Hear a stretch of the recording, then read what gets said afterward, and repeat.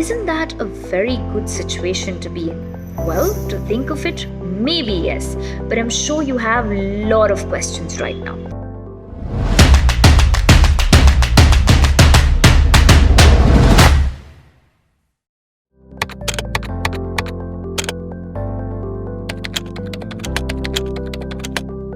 The first question being, why is a bank borrowing money from another bank, or so to say, why is an entity borrowing money from another bank and re-lending it?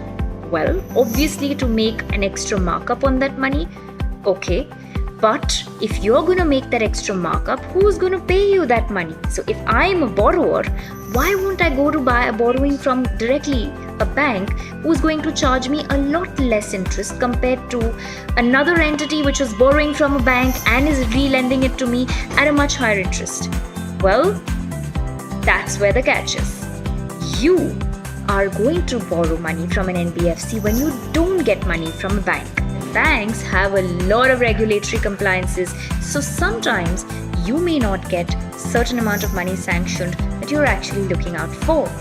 It might be that your credit worthiness is not good enough, which means that overall your credit score as an individual, whether you're going to be able to pay back the money or not, that trust the bank doesn't hold in you. So in a situation like this, what do? Should you never get the opportunity to borrow money? No, of course not. Then you reach out to something like an NBFC, which is a shadow bank, which says, okay, I'm going to lend you the money. There is going to be greater risk for me, but in return, I'm going to ask you for a greater amount of interest. So it's a win-win for you. You finally get to borrow your money, but of course you'll have to pay a slightly higher interest rate because, hey, you are not as trustworthy to a bank, so there is a greater risk involved for the NBFC or the shadow banks. So this is how they operate. They lend money to those people which typically the banks wouldn't lend money to. They lend for maybe sums of money that probably the bank is not lending out.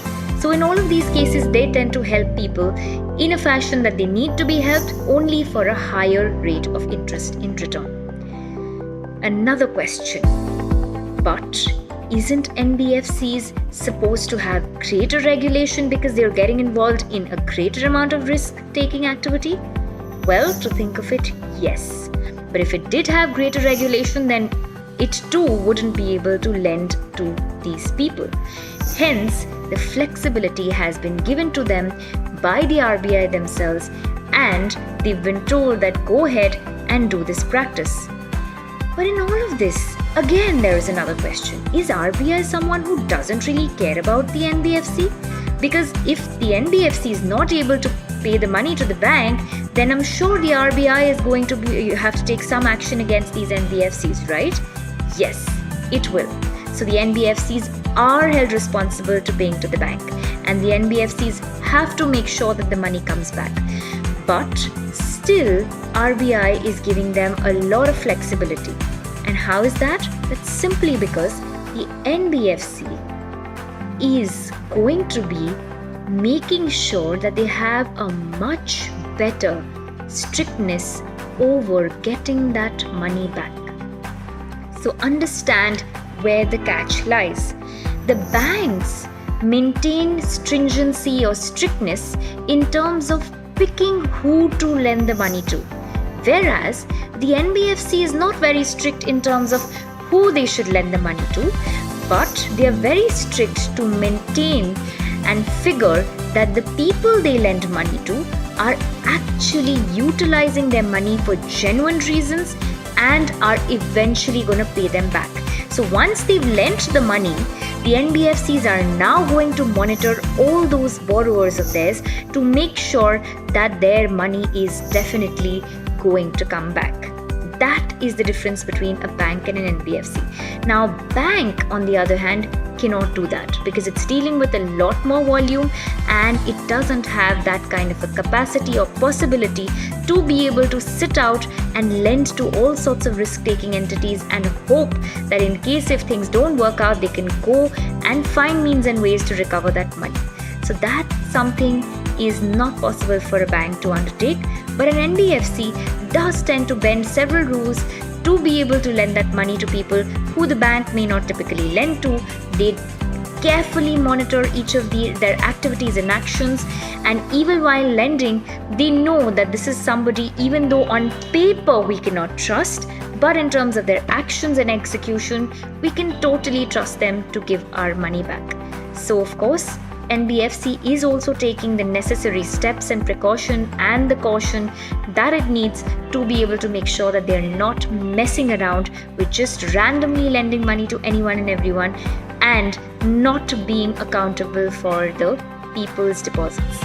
Okay, so the NBFC is not doing any of that. It is taking all the responsibility, and it is definitely going to be very, very responsible for all the deposits that they actually make.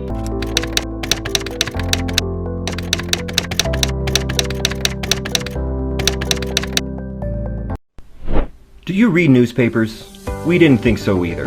What if you had an expert from every field to explain ideas and topics from their domain in a matter that is so simple that even a 10-year-old can learn just as easily as any of you adult heads? Well, here's introducing Smarticles by Reading Right. Smart news articles explained by rigorously well-read field experts. After a careful selection, these articles have been made available to you in its original form from the only hand-picked worthy publications, while the explanations are inserted on it using an unmatched technology. So now, you can learn word meanings, understand a concept, or get detailed text and video explanations to any line in the article just by a simple tap right there. And we guarantee that you will never feel lost about any topic anymore, even if you don't read newspapers at all. Get ready to smart, only with Reading Right. Statutory warning. Not everyone can handle this level of smart, so log on to web.readingright.in or download the Reading Right app from Play Store or App Store at your own risk.